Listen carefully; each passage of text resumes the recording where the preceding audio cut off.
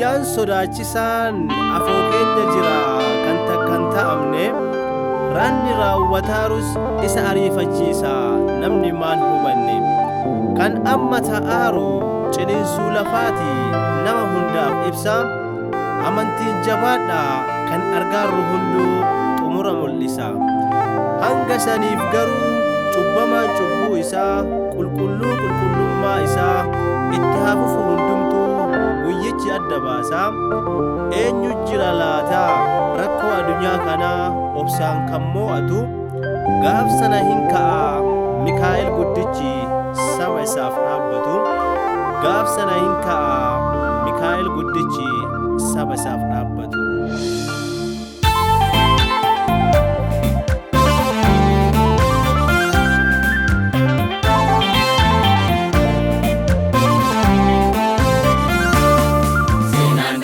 Tanadumatu jajara wanta ta'een benne lafarra taara uumamni hundinuu kanaaf dhiphataara yoominni alatti yoominna bari'a jedhee yaaddaara seenaan dachee tanadumatu jajara wanta ta'een benne lafarra taara uumamni hundinuu kanaaf dhiphataara yoominni alatti yoominna bari'a jedhee yaaddaara.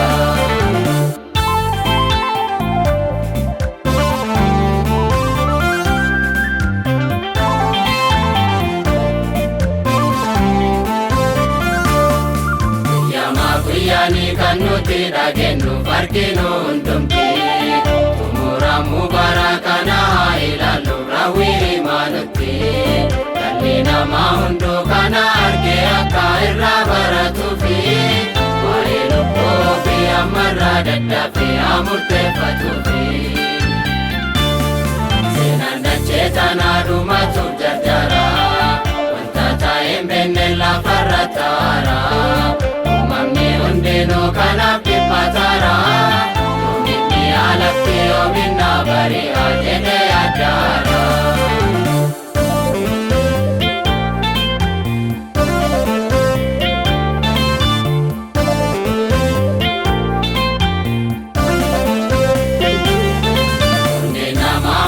Dhiphinaan qabame halkanii fi guyyaa sodaadhaan guutame jireenya ofirraallee abdii kutanii taa'ee waan hundumaa waan ijaan arganiif baay'ee hollaatanii seenaan dachee tanaa dhumatuuf jarjara wanta ta'een benne lafarra taara uumamni hundinuu kanaaf dhiphataara yoominni alatti yoominna bari'a jedhee yaaddaara.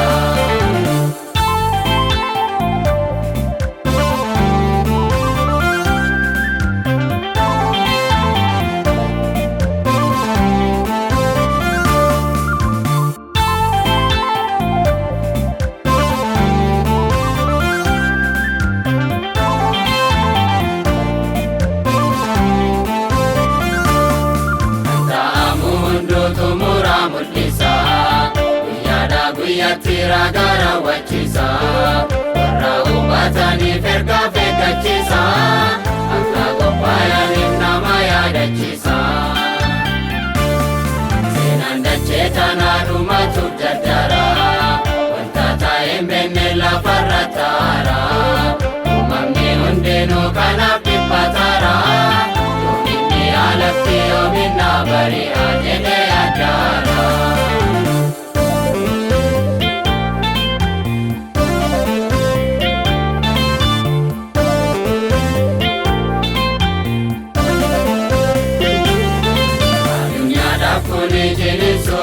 Uumamaa hundumaaf guyyaan gaa'eeraati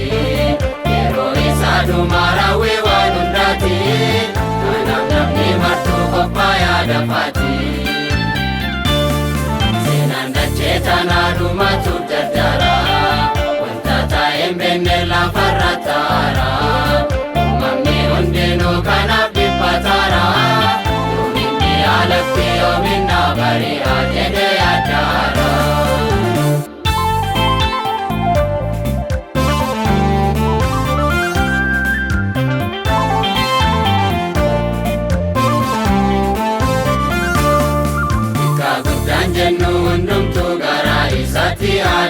hubannu barichi dhumateera wirraa akka jiru haa hubannu